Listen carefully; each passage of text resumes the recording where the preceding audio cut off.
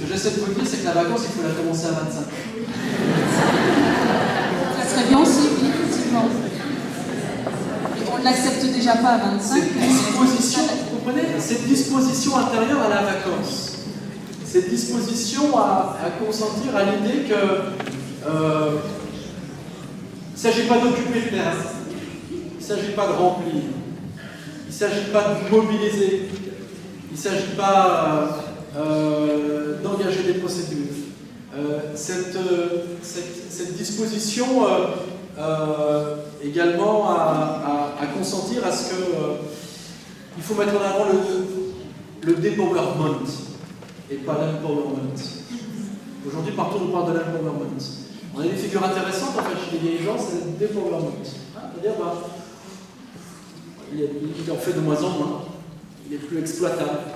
Cette figure de l'inexploité, cette figure du désexploité, et ben c'est une figure qu'il s'agit de réhabiliter. Mais c'est sûr que pour que cette réhabilitation se fasse dans les institutions, il faut déjà qu'au cœur de la société, on en finisse avec l'apologie de l'hystérique qui se fuit toujours, qui se fuit tous les jours et tous les soirs, en se perdant dans le travail, et en dormant 3 heures par nuit, et en parlant pendant 7 heures. Mais qu'est-ce que ça veut dire de notre société? Qu'est-ce que ça veut dire de la maladie de notre société? C'est des symptômes d'une société qui est profondément malade, qui est totalement tétanisée et affolée face à des figures qui sont des figures de l'impuissance et qui se rêvent dans la toute-puissance. Et fondamentalement, tout à l'heure je le disais, les enjeux qui sont les enjeux aujourd'hui, par exemple, du rapport aussi maladif à la possession, à la confiscation du monde, je dis c'est les enjeux maladifs parce que derrière, ce qui se joue, c'est le métaphysique du rapport à l'existence. Donc si vous voulez, votre question, je la radicalise.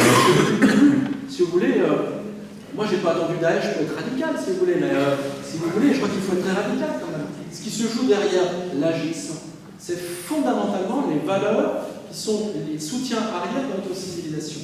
Est-ce que c'en sont encore? Et est-ce que lorsqu'elles nous travaillent à l'intérieur de nous-mêmes, est-ce que dans la pratique de soi, dans l'acte de soi, il n'y a pas quelque chose qui les pollue?